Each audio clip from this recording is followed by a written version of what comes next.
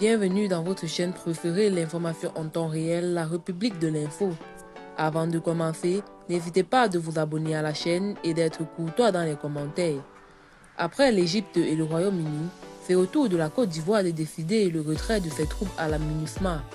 C'est dans un courrier adressé aux Nations Unies qu'Abidjan a indiqué sa volonté de retirer progressivement ses militaires et policiers déployés au sein de la mission de maintien de la paix au Mali.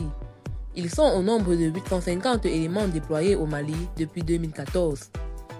Au lendemain de l'annonce par la Grande-Bretagne de sa volonté de retirer de façon anticipée ces 300 soldats déployés au Mali en appui de la MINUSMA, c'est la décision de la Côte d'Ivoire qui est rendue publique.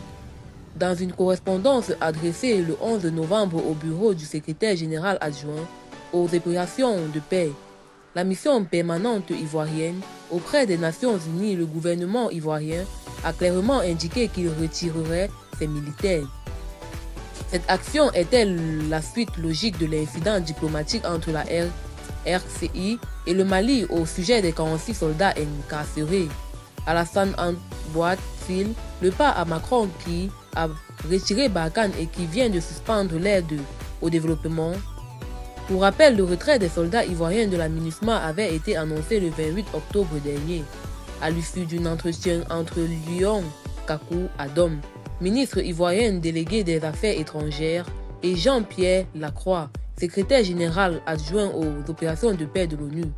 Le représentant de la Côte d'Ivoire à l'ONU, dans une correspondance de ce 11 novembre, a officialisé ce retrait. Tout comme la Côte d'Ivoire, le Royaume-Uni a aussi annoncé ce lundi 14 novembre le retrait anticipé de ses militaires actuellement déployés au Mali. Déjà, le représentant de la Côte d'Ivoire auprès des Nations Unies informe que la relève de la compagnie de protection basée à Mopti ainsi que le déploiement des officiers d'état-major MSO et des officiers de police IPO prévus respectivement en octobre et novembre 2022 ne pourront plus être exécutés. Le retrait des soldats ivoiriens sera effectif en 2023 en août. Eh bien, c'est tout pour cette note d'information. N'hésitez pas à mettre en commentaire vos impressions et à très bientôt pour une nouvelle note d'information.